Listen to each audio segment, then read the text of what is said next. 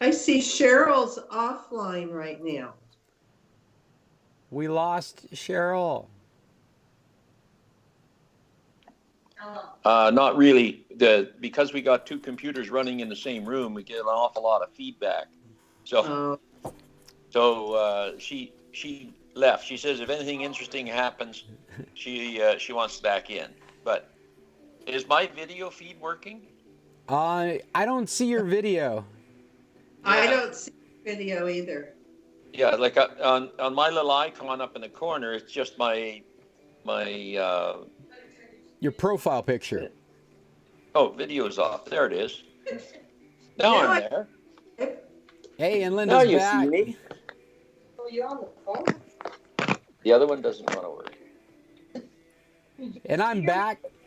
Hey, Cheryl, you and Bill could just mute one of the microphones, one of the microphone speaker, the audio, on one of your devices, and then sit next to each other in the same room with two different screens.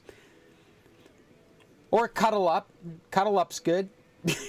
Yeah. But when you said talk amongst yourselves, 27 days. Only person. And I'm still interesting. Yeah, well, I just talked to my dog, and he doesn't ever say anything back. Maybe that's a good thing. Well, Jody, we can have more computer club meetings during the week if that would help. Well, and you guys, you know how they have the freshman 15 when you go off to university, you put on 15 pounds? Okay. Well, they're talking about a quarantine 15 only. We're pushing more like 20. We've been experimenting. Billy's been baking sourdough bread and biscuits and cinnamon buns. And, oh, my goodness. Yeah. I don't know what other people do when they get bored, but I bake. And I made lasagna. The lasagnas are good. And pan of lasagna. We watched homemade pizza go by on Facebook so many times we started making it ourselves. Yeah. Yeah. Did it turn out? Oh, yeah, it turned out great. Yuya just made a chocolate cherry devil cake. So we're, 15 pounds, probably 30 pounds by the time we're done. I broke out a sewing machine that we have. That's my job this afternoon. I'm going to try making a mask or two. So my youngest daughter is really creative. She likes to do crafts and stuff. And so we went through a tutorial on the sewing machine. And then I went through and I had a pile of stuff that I just was too lazy to fix and started fixing stuff. And I'm like, oh, great. It's all, the holes are gone. I can't fit in it. But I did get my Space Invaders shirt back. Oh, right? my goodness. Which now is that's now an old time. Yeah, and now that's my pet name for the rest of my family. Yeah, Space Invader. Since I have a home office, I've never spent so much time with them in my office. Hey, Scott. So if he comes up with a good plan to make a face mask, you should post it so that an easy one. Very little sewing. Sure, yeah, no, actually there's a couple of good, we haven't tried to make our own masks yet, but I've come across a couple of different designs. Yeah, I've got my notes to do today. And the CDC actually posted something that had instructions. How are we doing for time? I show us starting in 3 minutes, and I don't see anyone else has joined us at the moment. We're here. I know Maggie said she was going to join us, and she wanted me to make sure Chester knew. Jimmy Cunningham said that he's got to go pick up vegetables and make a donation somewhere, and then he's going to try to join you later. Okay. He's down at Hammerhead. Hey, Maggie, we're here now. Yeah, that's through Greg out at the Dragon Farm. Yeah. Hey, did you guys see his great video of the yellowtail in the marina? Yeah. No video. That was amazing. What the hell chased him in there? Well, you know, the real thing is, and you'll think it's what is always chasing them out of there. Oh, It's all okay. the boat traffic in the marina, right? I mean, everything shuts down, and all of a sudden the fish start coming into the marina to see what's going on. Did you see the post from down quite a bit further south in Mexico? The beaches are closed down, so the alligators came back. They're lounging on the beach now. Alligators! Oh my God! Or no, crocodile. They'd be crocodiles. Oh, well Yeah. then, yeah, all right. Well then, Jesus. That's amazing. That's what I thought. It's amazing what's going on when people aren't around. Linda, I hear you. I heard you too. I was watching this morning, they had a picture on of all the lionesses and lions laying on the road in Kruger because there's no traffic in Kruger National Park in Yeah. South. Nothing to chase them off, so they show up and they lay on the road. They like laying on the road because it's nice and warm. Nice and warm. Well, I hey, say time. if you guys don't mind, I'm gonna just quickly make an announcement. This is the San Carlos Computer Club. I am Scott Stimpson from International Computer Solutions, and this is our quarantined, self-isolated virtual computer meeting that we are doing every Saturday from 9 o'clock until we stop, I guess. Thanks for joining us today. I have sent out an announcement on email, and I have sent out an announcement through Skype, as well as our webpage, as well as Facebook. So I don't expect anybody to go, hey, tell us when the meeting starts. I'm trying to tell everybody. If you guys that are with us now, if you know of somebody that's trying to hook up with us and keeps missing out, please, when you see my notice, just pass it on and make sure I have their contact information. I have a computer. This is for Bill and Cheryl. Ah, nice. It's my yard. It's warm. Bill, you see all that snow she's dealing with? Yeah, just wait. Where's my picture? Oh, there we are. So if you know of anybody that's not getting these notifications, make sure I get their email address at the very least. I was going to say, I've got a mailing. There's my yard, Judy. Oh, I see. It's getting better. The snow's only about a foot deep now. Jeez. I have a contact list now for the San Carlos Computer Club that exceeds 20 people. I got 26 people in my list. So I send out an And one to Phyllis Arbuckle. Arbuckle. You mean Levine? Phyllis. No, I mean Phyllis Arbuckle that Nope. sits next to me normally at Computer Club. Oh, no, I don't have her email address. I'll put her in my list if somebody will give me her address. Okay. Hey, Robert's with us, and so's Chester. Hey, welcome to the club meeting from your self-isolated, undisclosed location on the internet. We're happy to have you join us. Chester's still muted. That is fine. Chester, we're happy to have you with us, man. I was just saying, anybody that's not getting a notification from me, please make sure I get their email address and I'll put them on my list. I'm also using my email addresses as the way to add you to the Skype meeting. And as long as we don't have any abuse happening in the meetings, we'll keep using this same address for the conversation. So if you got a web address from me last week, it's the same web address that will get you in this week. Until we have any kind of abuses of the meeting, we won't have a reason to change it. And if I change it, I will make sure you guys know ahead of time. Or we'll be doing it in mid-meeting because Judy will be taking off her top.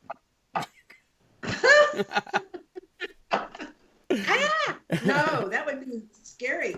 I just sent that invitation to Phyllis and copied you so that you have her email address. Oh, awesome. I will make sure to add that to my computer club meeting list. So, Linda, at the top of the meeting was talking about extenders and how they should be named. And I find this to be a very non-standard problem. There are some extenders that work really well at understanding whether you're connected to them or your main router. So much so that they promote the idea of using the same name for your own convenience. Not because technically that's the way it has to work, but for your own convenience, so that you have the same network name and the same network password in those different areas of your house. Your main router's in the kitchen and your extender's in the bedroom. You move to the bedroom, your computer connects, you don't have a different network name, you don't have a different network password, and it seems to work okay. Now, a lot of these products, though, before the mesh products, they weren't good about handing off. That's what we call it when you move from one pocket of Wi-Fi to another pocket of Wi-Fi. You're handing off the responsibility of that network connection. And so what we found with this older equipment, many times giving them a different name makes more sense. And I'll give you the use case is you go back into the bedroom and you have a crappy Wi-Fi connection, even though the extender's right there next to you. And the reason is because your device has not let go of the main router. So it's maintaining a crappy Wi-Fi connection way back in the kitchen instead of just choosing, hey, Maggie's with us. Hey, hi gang. Is that Hi, Maggie. Is that the only place you could get a Wi-Fi signal? No, this is my secret hideout. Okay. Well, it's good to see you. We were just talking about Wi-Fi extenders. Okay, go ahead. And what I was saying is that in the traditional extenders in that star network where you have one in the kitchen, one in your bedroom, the older equipment isn't so great about knowing that the connection right next to you is a better connection, and may maintain a lousy connection back into the kitchen, back on the main router, without letting go of it and handing it off to the other piece of equipment. So to remedy those kinds of problems, you can name them different names. This is, again, we're talking about older equipment. We're not talking about the mesh equipment, but the traditional style Wi-Fi. And that seems to work. You have a main router, call it main router 1. And in the bedroom, you have the bedroom extender. It's named bedroom extender 1. And when you move into the bedroom, your computer will only connect to that if it thinks it's a better connection. And when it doesn't, you can manually switch over and you know you're on that other connection. Now, the difference with all this is the mesh networks, which rely on you using the same name everywhere. And those are very efficient at handing you off from one router to another. And it really is my recommendation at this point forward. We're making a lot of older Wi-Fi equipment work, but if I was going to set up a new network, I would want a mesh network with at least 3 different nodes on it, because they just work so well. One of the things that the older extenders or range extenders would do is they would compromise speed for distance. So you'd put in a range extender. Here's your main router. Here's where you're trying to get to. This has no signal from the main router. You stick the extender in the middle, and now you have range from the extender. What you've given up is speed. If you were connected to the main router, let's say you'd have 100, but over here you're connected to the extender, you have the potential of losing 90% of that speed, depending on your environment. But you did get it out to the patio.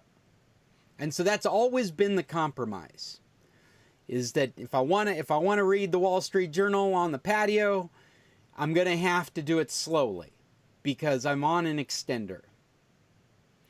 So we used to really evaluate whether an extender made the most sense. In the traditional model, what makes the most sense is to put your main router as central to your activities as possible.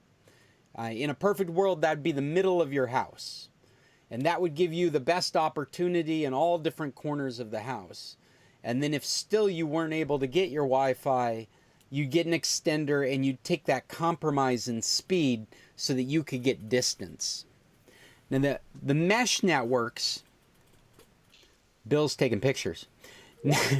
the mesh network, they use a variety of different network schemes. They aren't traditional at all.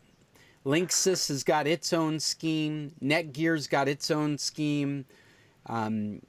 Euro is another one. Google Wi-Fi is actually one of my favorites that I've set up so far. One of the things that I really like about the Google Wi-Fi is every router is exactly the same. And what I mean is that when you buy a Wi-Fi mesh, a Google Wi-Fi mesh router system, you get 3 nodes in a box. Each node is exactly the same equipment. So your main router is determined only by the one you plug into internet. You get a box and there's 3 of them in it, and the middle one could be the main, or the right one could be the main, or the left one could be the main, because it's all the same equipment. It's just a matter of which one you plug in first. After you set up the first one, then you distribute the other 2 in areas around the house where you want more internet. Because these don't use traditional Wi-Fi networking technologies, they have a greater ability to manage network interference.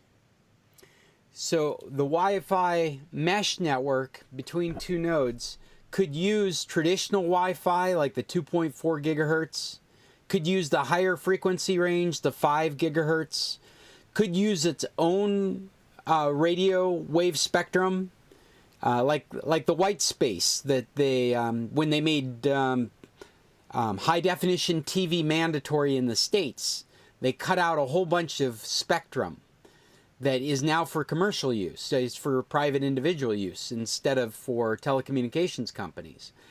And so I guess what I'm getting at is with these new mesh networks, you've got a whole toolkit, a whole drawer of different tools that will get you connected. And the result is you end up with almost the entire speed of that main network way out on the fringes of your network. If you had 100 here, you still have 100 here, because these 2 items are so intelligent about talking to each other. They've got such a range of ways to do it that that it can maintain that speed. Linda. So my question is if you buy this Google Mesh network, and you plug one in, do the other ones automatically join that original one? They do. I mean, it doesn't happen by magic. There's a procedure that you go through, but it's very stable the way it works. So you set up one, and you typically use your mobile device to set it up. So use your phone or your tablet to set up the first one. And then it has very specific instructions for the next one. You take your mobile device over to the next one, and it just finishes up the install. Another advantage of these kinds of devices is that they are constantly updating themselves. So we've suffered in the last couple of years from a number of security issues that were found by standard routers.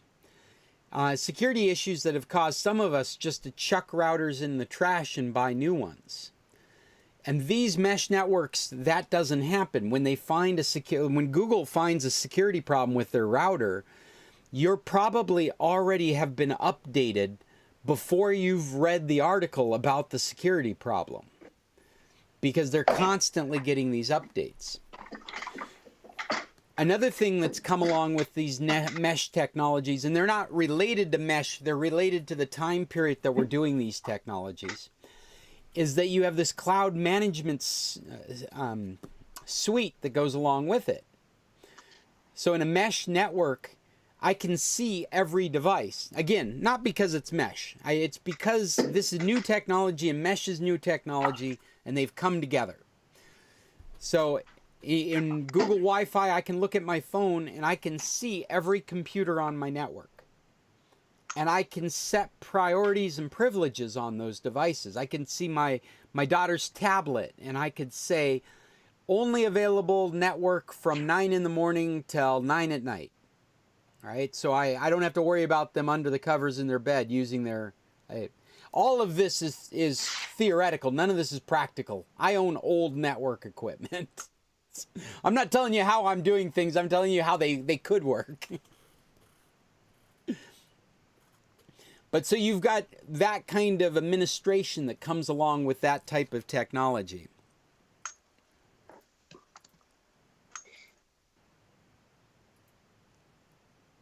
So I do have a question that's kind of similar, but on my cell phone, if I have Wi-Fi calling turned on, I can't make, this is my US cell, I cannot make calls to the US. If I turn Wi-Fi calling off and dial the same way, it works. It's like it doesn't, it only connects to Wi-Fi if I'm in the house using my cell phone. It doesn't connect to the overall AT&T network in Mexico. So you only get Wi-Fi calling? And it doesn't work to call the US with that. I have to turn Wi-Fi calling off in order to dial a US number. Judy, you're using X Pro, aren't you? This was before X Pro. Oh, so you're still having the same problem even with X Pro? Oh, this was the same with Telmex. Interesting. Well, I don't know. I've not tried it with X Pro. I just constantly, if I'm going to call the US on my US cell, I just turn off Wi-Fi calling. Yeah. Now, can you do Wi-Fi calling in Mexico? I mean, what's the distinction? What's your Wi-Fi calling? I just have a button on my cell phone that says turn Wi-Fi calling off or turn it on. But if you have it on, what are you capable of calling? Mexico numbers and things, but the US numbers come through as do, the number you're dialed, in Spanish, of course. Right. Are you dialing the +1 beforehand? Uh-huh. And but it works if I turn Wi-Fi calling off. Sure. Is it a Mexican cell phone or American cell phone? It's an American cell phone. Okay. That's really odd. With a plan. With a plan, yeah. With a plan, yeah. No, that's very strange. I wouldn't expect you to be having that problem with it. It might be worth calling AT&T in the States and ask them about it. No. Yeah, it's calling all those people in the States and asking. But no, and I've tried to explain to other people that have AT&T that just turn off Wi-Fi calling and your calls will go through to the US. That, that's kind of like... But you've definitely tested it with calling Mexican numbers, and that's not a problem. Right, it's fine. Wow. I would never have expected that. And I never have a problem once I leave my house. Like if I'm in the car, now I do have a hands-free option in my car, so I'm not using my cell phone in the car. But anyway, it does dial right away. Actually, I was going to say you shouldn't be driving anywhere. You're under quarantine. Well, I'm not. I haven't been out of Loma Del Mar for 2 weeks almost. That's good. I think we're on 4 weeks. We're on 5 weeks. But you've been out of the house. Twice. Yeah. I have been out of that. And I go out running occasionally. Sunday I went and got vegetables. That was the last time. Hey, on a side note of all that, I did a Sam's Club trip last week. And they were... Saturday. What's that? Wasn't it Saturday? Well, you did, and then I didn't. And I didn't do it on Sunday, and then I was worried about doing it on Monday, and then I finally did it on Tuesday. And I was really impressed by how organized Sam's Club was. Yes, they were counting people as they're coming through the door, and they put markers where you're supposed to stand to social distance. It was there wasn't too many people in the store. It was really, maneuvering was great. I went over to Walmart, and Walmart was a madhouse. Walmart made me scared in every corner I was in. There are all kinds of opportunities where I couldn't get away from people. They had markers on the express lane. You know, you stand in that long line waiting to go through with 9 items or less. And I had a guy ride right up on me. And when I moved to the next X, I put my products out right at him. Because I was carrying, there was like 1 or 2 more things I had to buy, nothing else. I didn't even have a basket. And I just put him right up in his face, making it clear I wanted him to stop moving towards me. Yes. No, I was really surprised the contrast, since you think of them as being the same kind of company, but it was a completely different experience in Walmart than it was in Sam's Club. I'm still hearing that at least in Georgia and Colorado that you still can't buy toilet paper. Oh, that's nuts. I heard... Stealing down here. I've seen a thing on Reddit that shows grocery stores are not taking back toilet paper. If you bought it, you're stuck with it. Can you hear me? Yeah. Scott, now careful with that visual information or visual image. There's no toilet paper in Tucson. There isn't. No. Well, you know, you read these articles about the grocery supply chain, and they're like, the only reason there's no toilet paper is because people are buying too much of it. There will be toilet paper. Toilet paper's coming. They've geared our whole supply chain to a certain amount of supply and demand. And people get scared and they start demanding more, and they can't gear up for that kind of infrastructure quick enough. Scott? Yes, sir. I think I feel that the same thing's going to happen up here, especially with meat. With meat? About 4 of the major meat packing plants have been shut down with the virus. They're literally shut right down. Oh my gosh! One big one in the northern states supplies 5% of the pork, and once people start thinking about that, they're just going to clean the meat shelves out. That's interesting. Yeah. I've heard that that's the case in Colorado and in California, that there's very little meat, very little poultry. The thing that's going to keep that from happening too bad is that you can't put your meat product on a shelf in the closet. You got to have a freezer space for it. So yeah, there is a limiting factor. This whole thing's hurting us so hard. Like my home office is a trailer, and I use it as a guest house for my buddy Sid when he comes and stays. So we've got a fridge out here we turn off. We only turn it on for a month while we've got friends staying with us. But now we've got it running full time because we don't want to have to make more than one trip out to the grocery store every so many weeks. And so we've got that extra expense going on. What? Say again? He's usually in Alaska now. Who's in Alaska now? Well, Cheryl was wanting to know when you guys are headed to Alaska to run the B&B. Oh, Cheryl wants to see me cry. We are, gosh, guys, we don't know what we're doing with the bed and breakfast. I've been fielding cancellations, just a slew of cancellations. Right now until the 1st of May. I mean, we're not in business right now. We take reservations. We go into business the 1st of June. Well, Alaska's got the 2-week quarantine. If you come into Alaska, you got to quarantine yourself for 2 weeks before you go anywhere. And right now that's official until May 1st. Well, if they continue that through the summer, then our tourist system's dead. Nobody's going to come to Alaska on vacation expecting to spend 2 weeks in quarantine before they go somewhere. Yeah, that's very true. And there's no hotel. I can't think of a hotel that would cater to that kind of activity. If we were a huge hotel, I've been thinking about it like through the eyes of a Hilton. It's like, how many people can you feel comfortable putting on the same floor? Right? How many people can get in an elevator together? It's and we're at home. Yeah, it's just I don't know if I can. All this stuff's been going through my head about this issue. Can we ethically be open this summer if there is no vaccine, if there is no antibody testing, if there's no way to have a handle on what's going on?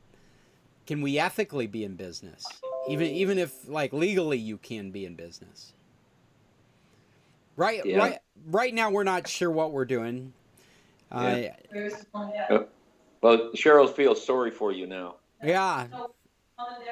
Yeah, me where too. your mom and dad are still in San Carlos, aren't they? No, but they're stuck in Mesa. Their doctors have advised them not even to try and travel, that they're safer sitting in their house in Mesa riding this out than trying to get back to Alaska. And so, right now none of us are sure what we're doing. The kids had. Well, oh, go ahead, Bill. You don't really think about it. You think about all you got to do is get back to home. But Cheryl's niece was trying to get to Calgary from Dubai, and the only way to fly is to fly into Toronto. Well, as soon as you hit the airport, you got to fill out a form, and you got to have a plan that says where you're going to self-isolate and how you're going to do it. And you don't get to get on another plane. You do it for 14 days in the city you fly into. Wow. But not only that, you got to have it arranged so you have a place to go in Toronto with food in it, or they throw you into quarantine. They'll quarantine you in a hotel. Yeah. With two little girls. Yeah. No, it's. So you'd think, well, it's not. It's just a matter of getting to that location, but it isn't. You got in between places, you're in trouble. I think right now what's happening with my family and our business, just to share a little personal insight, is we're living in denial. We keep postponing the date that we're going to make a decision. Just to say no, that there's nothing happening this summer. That's right. I mean, I can't bring myself to say we're not going to be in business this summer, even though I think we all know we're not going to be in business this summer. Yeah. And I've got guests that are the same way. I've got June guests that have postponed to July. They've moved their reservations to July, and I'm happy to do it because I'm living in the same denial state. I'm like, sure, yeah, let's plan for July. I don't even know if I'm going to be there. Yeah. I think everybody's ready for these things to cancel, though. I don't think there's a customer out there that would be surprised if I called them and said, look, we're canceling our season. Yeah. The tough part is the financial part. I mean, we really rely on that income. My parents really rely on that income. We applied for the small business loan, that payroll protection program. Got it in on the day they ran out of money. So you're out of luck. Yeah, well, it's so out of luck because of the way they're managing that program. There is no line to sit in. There's no waiting list. They're arguing over another $250 billion in Congress. And as soon as that gets freed up or they add to this program, got to resubmit everything again like it's a new time. You ought to start scrambling again. Yeah, it's well, just... you used a oxymoron when you said the way they're managing this system. Yeah. And I don't think managing is quite the word you were looking for. Yeah. Managing probably implies that they've got some forethought into how all this stuff is going to happen. Oh, they have no clue. They really don't. Hey, Chester, I see your lips moving, but I can't hear you. Check your microphone. I see it's unmuted, but I don't think it's getting any audio. Yeah. I can't see Chester at all. Oh, I see. Bill. Yeah. Yeah, I see Chester. His video's perfect, and I see him trying to talk to us, and I see his microphone is on, but there's no audio coming through it.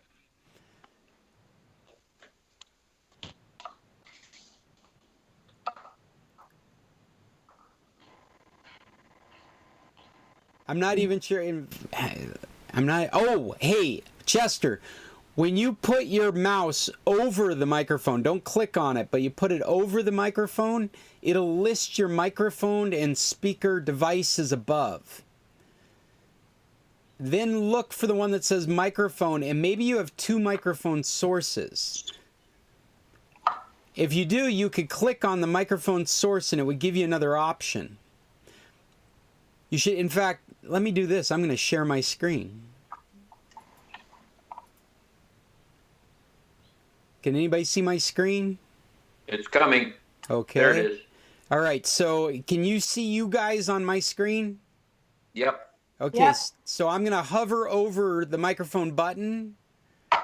And you see that it opens up this new dialog. I'm just hovering. I didn't click. If I click, it'll mute it.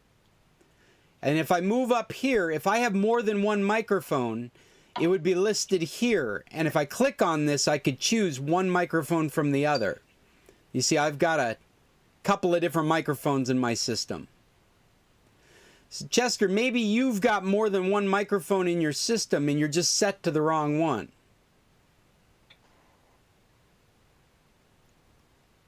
So I got to that just by hovering over the mic on the screen and then going up to microphone and clicking on the source here. These dots that you see are indicating how strong my mic signal is. So at the very least, Chester, you should see this indicator on your screen that you're talking.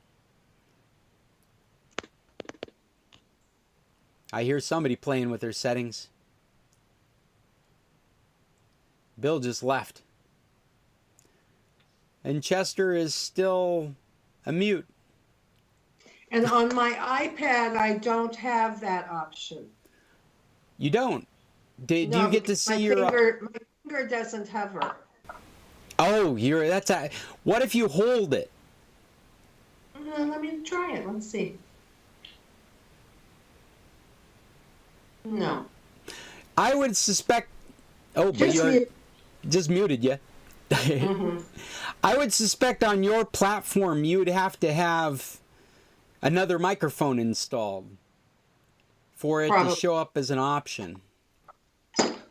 I think on PC computers it's easy to have more than one microphone because you could have one that's built into the sound card of the machine, and you can also have one built into the webcam that you happen to be using. In my case, I have a laptop, so I have one built into the machine. I could plug a physical analog microphone into the side of it. I also have a microphone on the lip of the laptop because it's a laptop. And then I have a third microphone, which is on the web camera that I'm using for this teleconference. And I actually have a fourth microphone that I've been using, my condenser microphone, because I get a better sound out of it, so you guys can hear me better.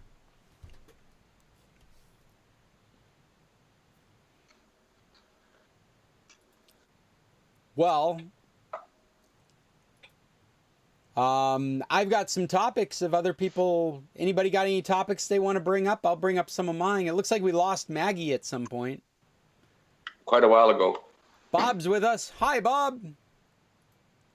I don't know if you can say anything or not. Can you hear me? Maybe Bob doesn't have a microphone either. Well, I did bring some topics. Jody, I put you on part of my topics list here. Okay. Because of the AT&T Wi-Fi calling in Mexico, I'm interested in finding more information about that. I'd also be interested in when we are able to move around and you find yourself in other internet locations, to just turn it on and see if you have the same problem in that new location. Oh, okay. I'll try that. I will, like if I ever get to go someplace with Wi-Fi. Yeah, someplace. Like, 2021 sometime. Yeah, could- it's scary. Well, we started out this conversation and we were talking about Zoom. I thought you'd find it interesting that that Google has told all their employees they cannot use Zoom. They say it does not meet our security standards for apps used by our employees. Google wasn't the only one. Elon Musk said the same thing at SpaceX. They've banned all employees from using Zoom. Also, New York City Department of Education has told schools, please don't use Zoom. Find an alternative. These are all because of these privacy issues, the issues with Mac technology specifically, but the Facebook stuff as well. I mean, Google does have its own competitor in that space. And Google's mandate of not using Zoom applies to their equipment, personal devices, like the smartphones that their employees use. They're welcome to keep using Zoom to stay in touch with their families, but they don't want Google equipment using Zoom, and they don't want Zoom being used for any inter-meeting stuff, any work-related stuff. I think that's pretty telling of the kinds of security and privacy problems that Zoom is suffering from. And that's what kind of prompted me to start a video conferencing list that we were talking about right before we started. And I don't know if you guys have heard of it, but there are 3 other ones that may be interesting for us to try. There's one called Blue Jeans. It's a teleconferencing program. Never tried it. Might try it next week. House Party is another one, and Jitsu is another one, Jitsu Meets. And I'm a little intrigued by Jitsu because I may be able to set up our own teleconferencing server with Jitsu. If that was the case, I could set that up over at a friend's house that has enough internet to handle it, and we wouldn't be going through a third party. We would be our own teleconferencing group.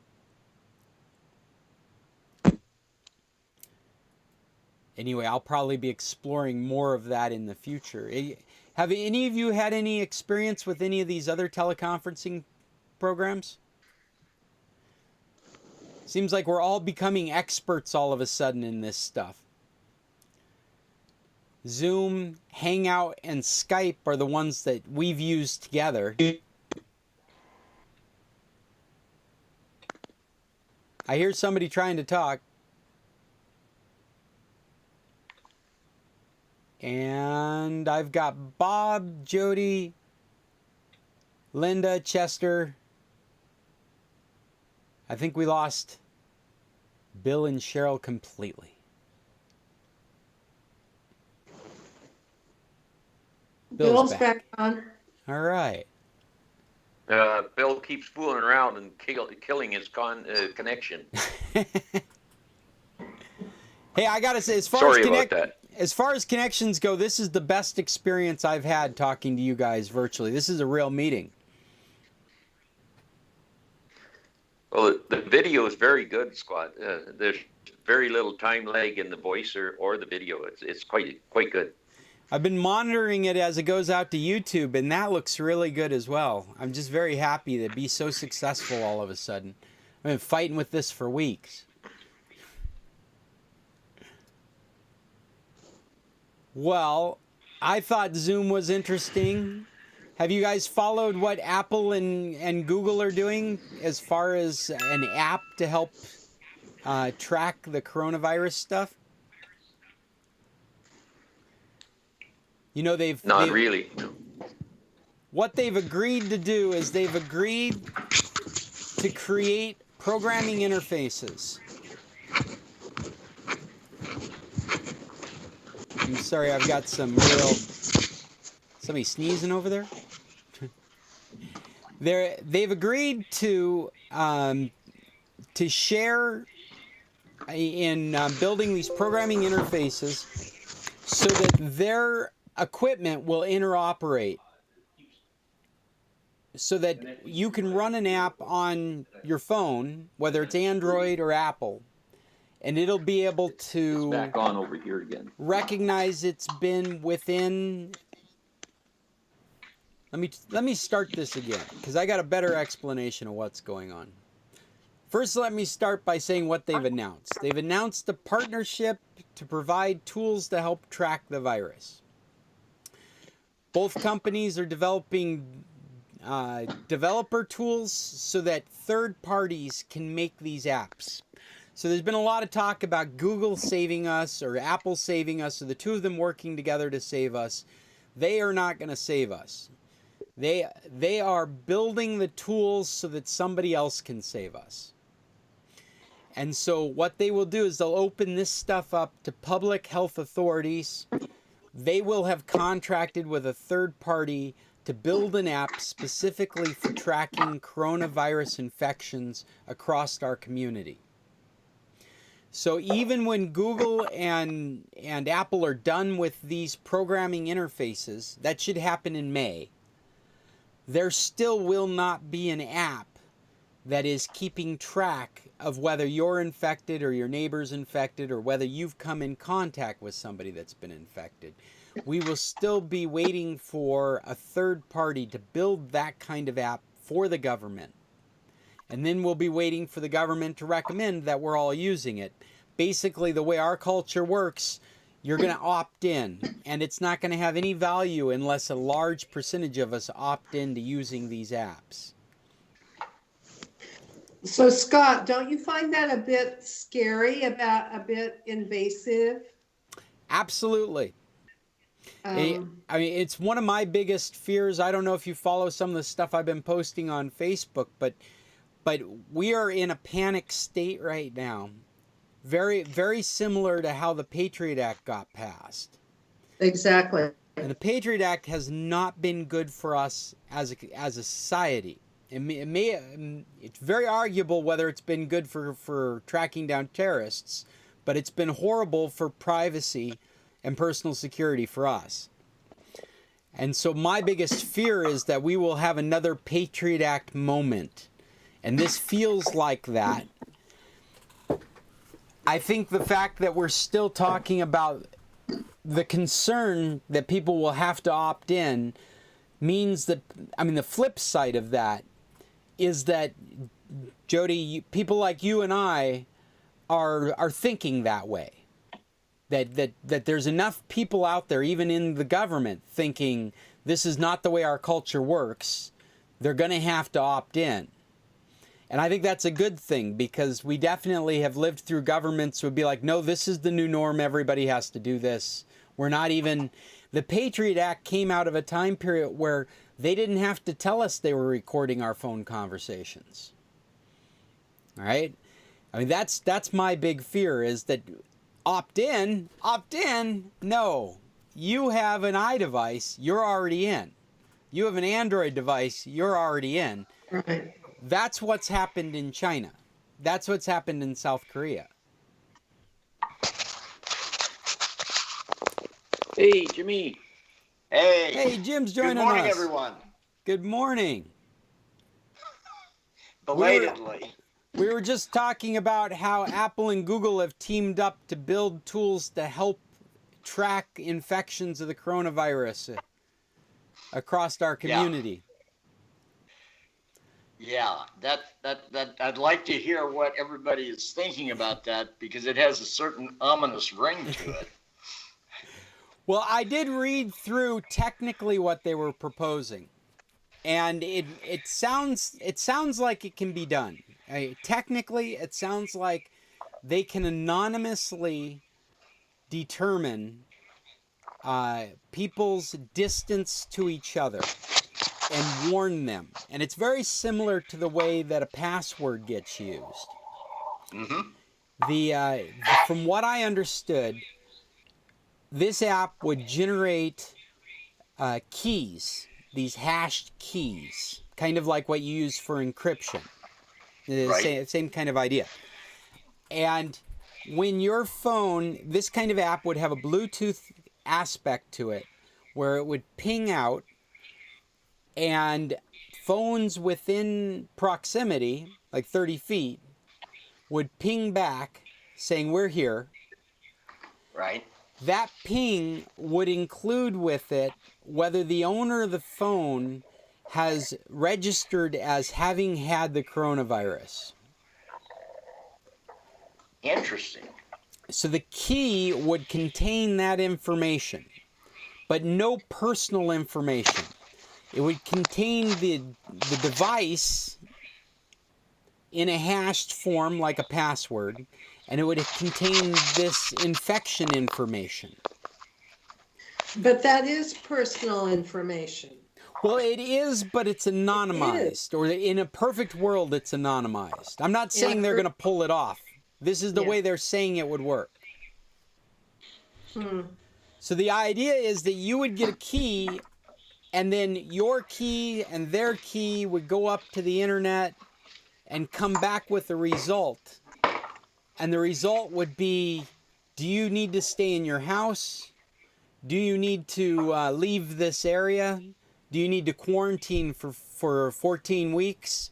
Those decisions would be made up in the cloud and sent to you based on this information anonymously being provided to the cloud.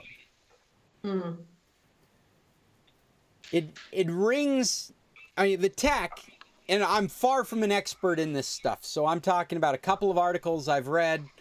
They've used diagrams to describe how some of this stuff works, and they're definitely presenting it in a perfect world scenario. So I have not read anything where anyone is contemplating how would you hack a system like this. I'm sure we're going to start seeing some articles like that come out. But from what I've seen, it looks to me like they could pull that off. And the biggest hurdle they've got then is our culture, where we would insist that you have to opt in specifically because of privacy concerns. That Americans would have to be asked permission to do this, whereas in China they don't have to. What good does it do if the whole world isn't doing this? Well, I think it does work. I mean, this is my opinion, right? Because I'm not a doctor. But I think it would make a big difference to your local community. I mean, if you went out shopping at Sam's Club and got home later and got a warning on your phone saying, you know what, you're going to have to quarantine for 14 days because we just had a case found in Sam's Club. That would be very helpful to your community. All right, everybody that was there in the baking section today has just guaranteed they got to stay at home for 14 weeks. It also, I think it would help with herd immunity in that anybody that has actually already been sick would be would be able to be out and about. They've talked a bit about having people that has caught the virus not be out and about. But it seems like if we've got the whole world inside, then the people that could be out and about are the ones that have the antibodies. This kind of stuff, who's beeping? Somebody's beeping. Can you hear me now? Yay, Chester's with us. Well, somehow I went offline and got back online, and so I think I'm now communicating. That is awesome. Does anybody have a high-pitched alarm going off in the background? Yeah, I have one going. Yes. Oh, okay. It's a thermometer that's telling me it's 70 degrees. Well, turn it off. Are you able to turn it off, Chester? Yeah. Sorry, I can't turn it off. Okay, well, you might have to mute your microphone now. Okay, I'll do that. Okay. But when you want to talk, just unmute it. Hey, Jim, you got any topics you want to bring or add on to our conversation? Not yet. I'll be right there. I'm actually moving location and grabbing a cup of coffee. All right. As long as you don't wander into the bathroom, we're all good.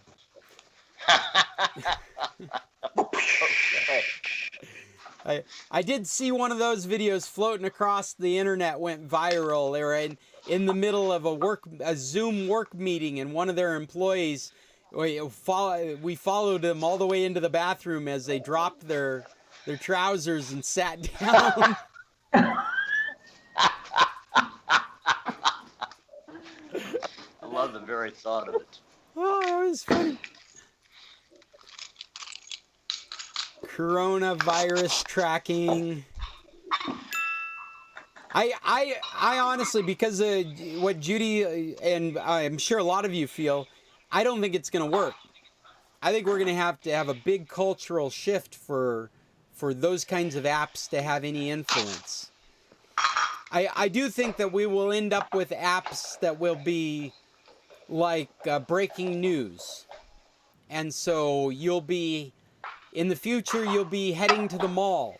And as you get closer to it, it'll be breaking news. We've just discovered that there was an outbreak at the mall. You should turn around and go home or avoid this area. I do think that we'll see things like map apps that will keep us out of the areas of town. Like they'll literally reroute our driving, walking, biking, or busing so that we can avoid area hot spots if well, like that hot spot in New York where they had to break out the National Guard to help service everybody. I imagine that kind of tech coming in the future, very, very quickly in the future.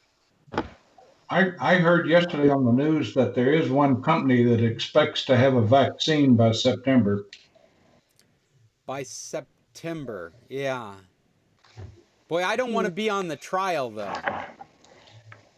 I mean, I think about it, it's like vaccine technology's been around forever. We've got it really dialed in. That's why everybody on the news is able to say it's going to be 12 months, it's going to be a year to 18 months away. And so these vaccines that are proposed that are coming so quickly are using new technology.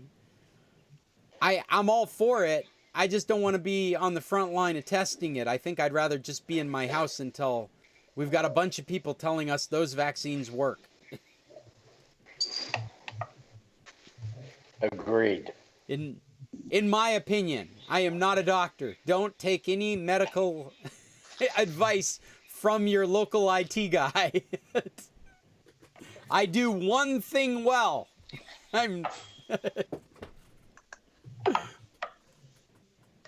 I give good computer advice.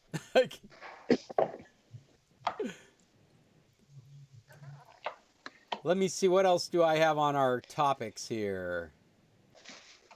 Oh, a friend of mine on the internet passed this link. Everything that I've talked about here, I'll do like I always do. I'll stick it on the website if you want to follow some of these links. But there was this great article on how to make your own Chromebook computer. And I will stick that in the notes as well. But it was really neat, talking about an operating system, Neverware's cloud-ready Chromium OS, and CNET published this. If you're somebody that has an old laptop sitting around gathering dust and you don't know what to do with it, this seems like a very simple thing to do to turn it into a Chromebook. Probably run faster and better than whatever ran on it before. Because the Chrome operating system is a very small footprint as far as hardware goes.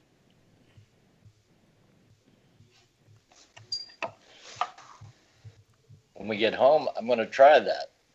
Can you take Windows 10 completely out of a laptop? You can if you want, but this article is actually talking about using it from a USB drive. But what's cool about it being a Chromebook is that you can sign into it with your Google account. Use all those Chrome apps and the Android apps that come. It could be a really good use for an old laptop.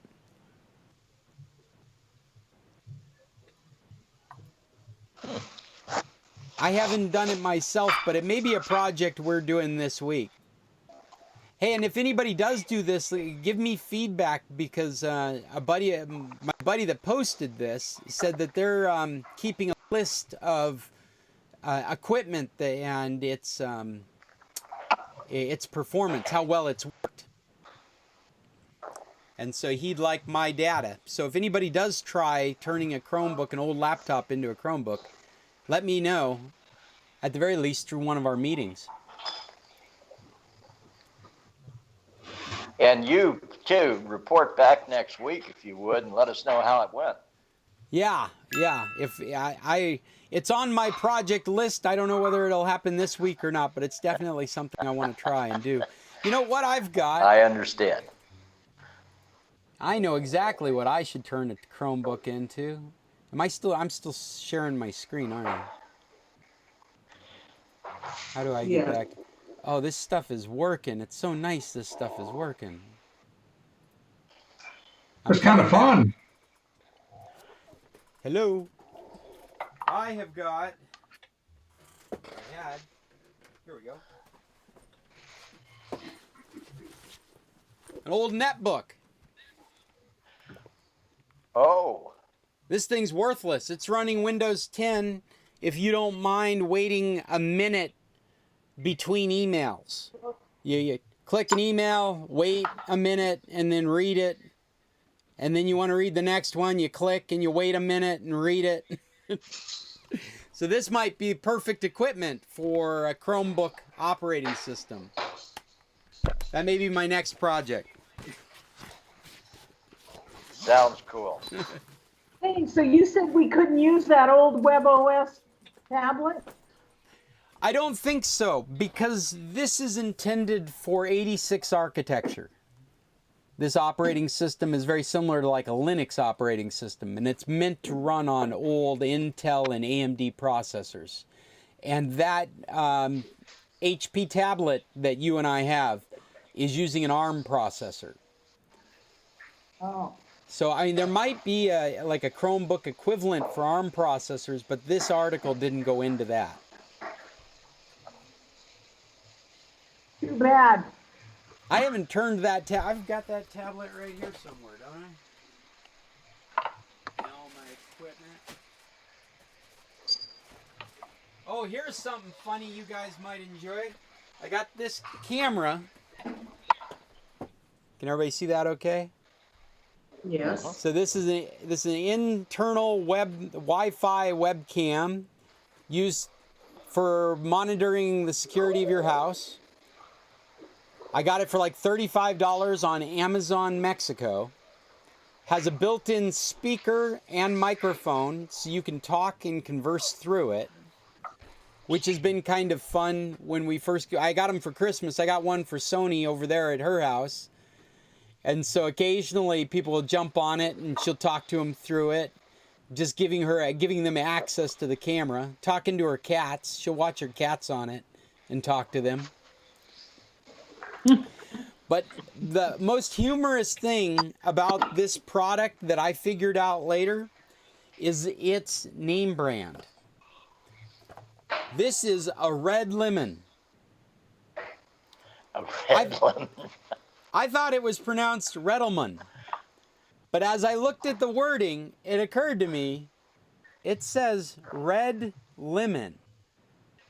Or in American, Chinese junk.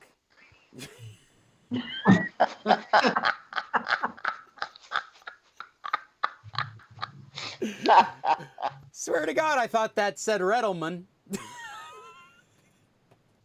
This is the Chinese playing with us. Yes, buy our red lemon. They have a whole line of red lemon.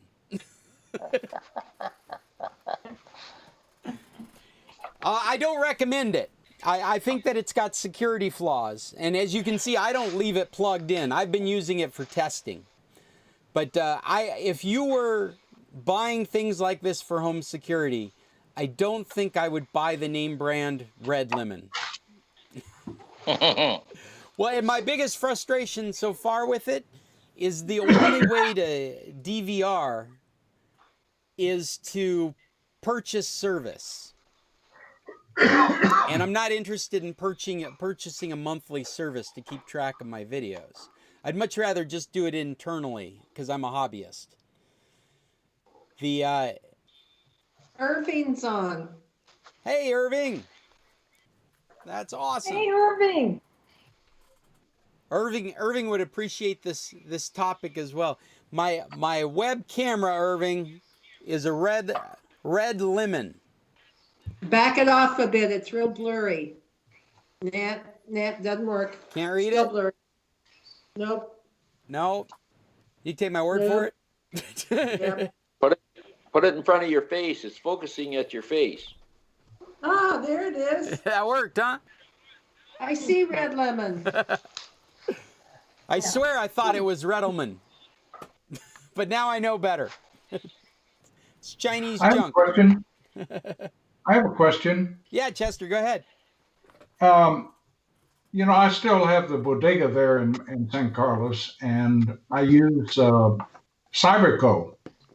Okay. And they're using a new system called UltraSync.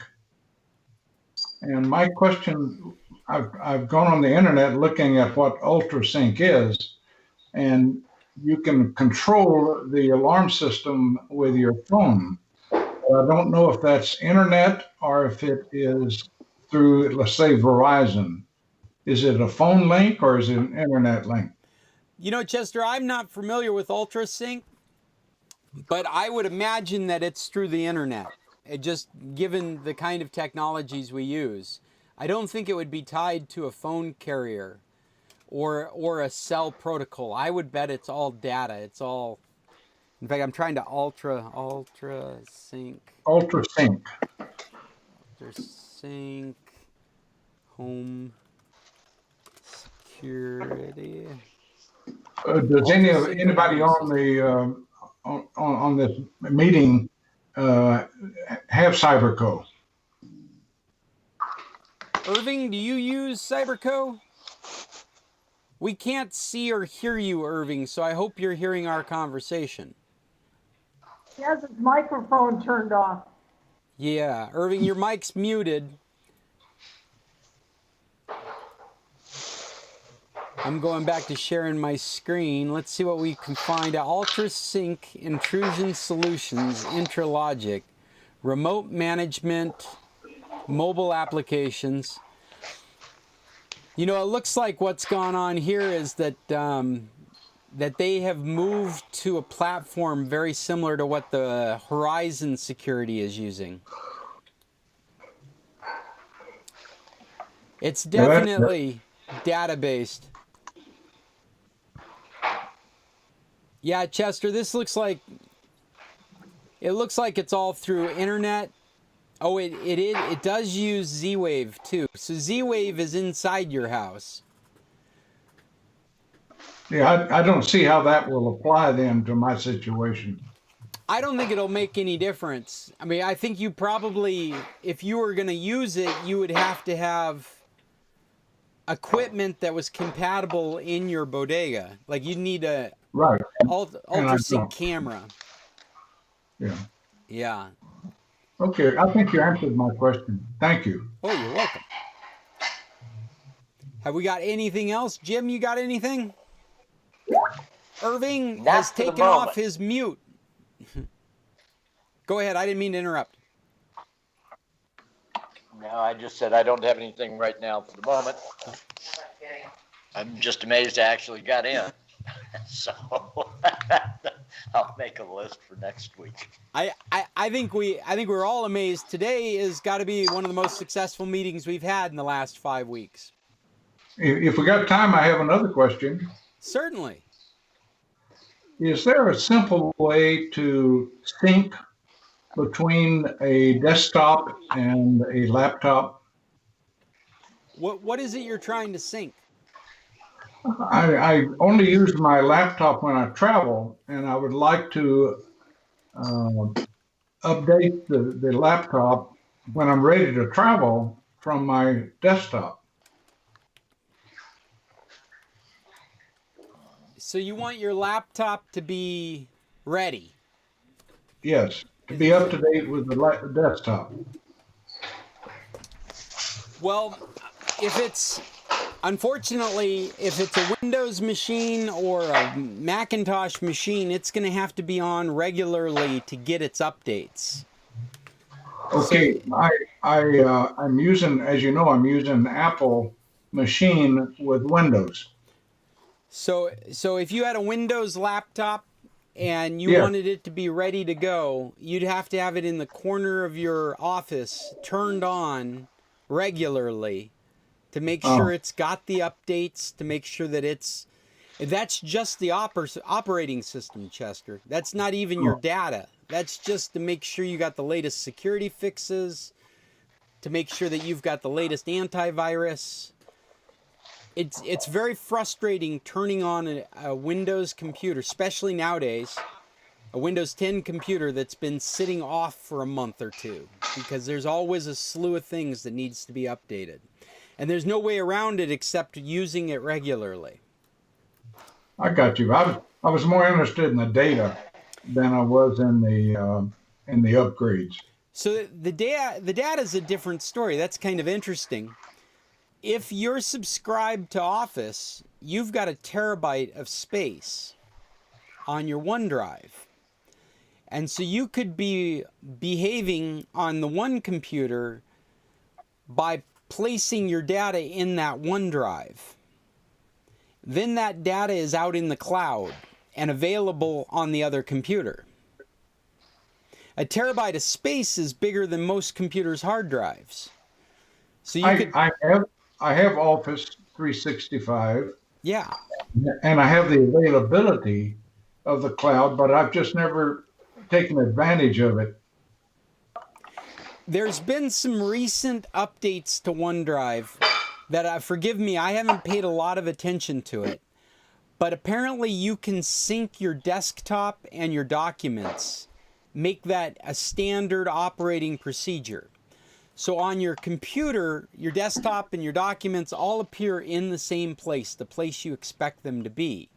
But on the cloud, they're also placing a copy up there in that terabyte of space you have, so that you can get access to them from another computer.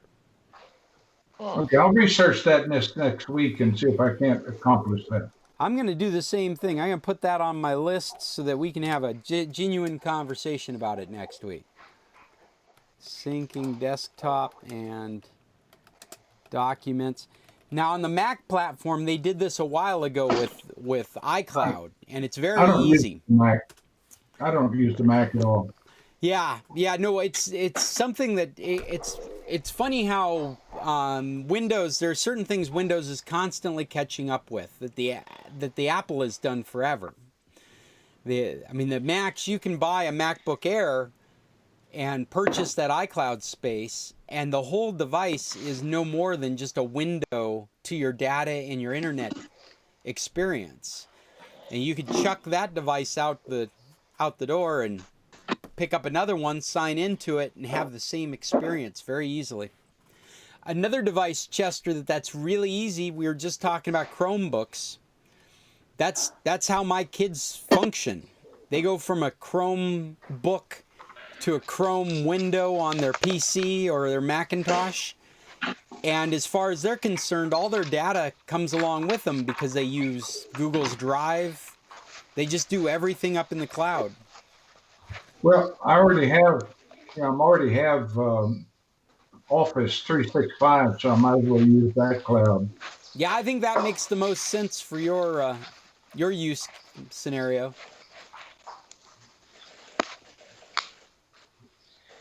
Anybody else? I'm sure. I want to comment that I've certainly missed not being a part of the computer club for this last year, and I'm just delighted that we're now doing it online. Welcome home, Chester. We missed you, Chester. It's never been the same. You don't know this, but your seat sat empty for a few weeks before anybody felt comfortable sitting in it. Well, it wouldn't be hard to replace it. Well, I'm very happy that you guys want to. I'm checking out, Scott. So see you later. See you next week, guys. Okay, Judy. Bye. Bye. I'm out too. Yeah, I should Everyone probably be safe. say again, Chester. Everyone be safe. Yes, you too. I think we probably should be rolling out of this meeting unless there's some last minute things I haven't hit. I'm sure appreciate you guys being interested in this. I really enjoy these meetings. I'm glad we've been able to move to this format. And today's meeting has been so successful, it's made it very clear we're going to be able to continue to do this. So I'll plan on Saturday at 9. And this Skype group that you guys are in is continual. So feel free to come back to this group if you have an idea that you want to share with the group. You can paste it into this chat. If you have links you want to share with me for discussions on Saturday, just add that to the chat. We also have another chat in Hangouts, and I keep checking everything, so you're welcome to dump it anywhere. But right now, this Skype group seems like the best way for us to go. And we're on the Facebook pages, so you could look there. Adios, everyone. Irving. See you, Chester. Adios. Irving's with us. Hey, Irving, we were just shutting down the meeting. Did you get to hear any of us? Yeah, hi. Can you hear me? Yes. All right, beautiful. Yeah, and as far as his question, I have that system he's talking about. It's internet and it works fine. As far as the Ultra, the Ultra Yes, Sync? Ultra Sync, yeah. Oh, awesome. Awesome, and it is through the internet. And Irving, did you have to get special cameras that supported it, or were they able to adapt that to whatever you had? It had a special, I guess, not a modem, but a special a piece of equipment, a specialized piece of equipment. Like a hub. And they adapted, yeah, and I think they changed the cameras. I'm not even sure. But there's a hub, and it's got a lot of features to it. It sounds like it's Cyberco's positioning to compete against Verizon's. It sounds like the kind of system Verizon has had, and Cyberco's just finally updated to it. Yeah, they've got it, but they've got it actually probably a couple of years, and it has features like video, and the best part of it is that it sends us a signal anytime the door is open or closed. And we could actually go back and view the camera, but I haven't been successful in that. Ah, okay. Well, that's very cool. Are there any last-minute topics or questions we should take care of before we get out of here? Are we going to be Are we going to be on Saturdays? Is this going to be the time? This is going to be our normal time. Saturdays at 9. And Irving, if you've gotten into Skype with an account, I was just saying that this chat room will be perpetual. So I've been talking with Bill and Cheryl and Linda occasionally throughout the week, and I will check it regularly. And if you have topics that you want to talk about, you could paste those ideas into this chat group. You could paste links to content. I'm realizing, I'm looking at you guys, realizing I'm still sharing my screen. Let me turn that off so I can do my thing. Do I not have video anymore? I don't have video anymore. There we go. There you are. Yes. Irving, Yes. your head is way low on the picture. Maybe you can raise up or something so we can see you better. Yay! Hey, much better. Hey, there you are. Okay. Hey, good to hear from all you guys, and you guys stay safe, please. Oh yeah, you too, Irving. Everybody. Everybody, wash your hands. Has everybody got a mask? Yeah, after No- we leave the meeting, no mask. everybody go wash your hands. Anyway, Scott, this has been the best one ever. This feels almost like a computer club. It sure does, doesn't We need to it? get Bob in there talking about Michaela's, but other than that, we're good to go. Yeah, hey, where are you, Bob? Bob, I think you need a microphone. He needs his picture. He needs a picture. Well, maybe by next week, Bob will have Skype installed, have an account. Well, I'm going to let you guys go. I'm just going to say I'm Scott Stimson from International Computer Solutions, and this has been the San Carlos Computer Club, meeting virtually from undisclosed locations across the internet in our own quarantined locations, trying to do the things we like to do, sharing the topics that we like to share. Until next Saturday at 9, Tech On. Thank you, Well done, Scott. Scott. You're very Well done. welcome. We'll talk to you guys soon. Bye-bye. Bye. Bye. Good morning, Linda. Are you still on? Oh, that was awesome. That absolutely worked. That was so awesome. It's about time we got a 5-star conversation going on Skype. Skype did a good job for us today. I'm very happy with it. Well, I'm going to go. Anybody out there listening to the audio on stream, they can check back with us. This is a video that's on YouTube right now. Come to our website at sccclub.org if you're interested in more of these things. Subscribe to our podcast that will be published shortly. On your podcast catcher, just look for the San Carlos Computer Club. I'm Scott Stimson with International Computer Solutions, and I would like you to contact me if you have computer needs anywhere on the internet. Until next Saturday, Tech On. Everybody stay safe. Wash your hands.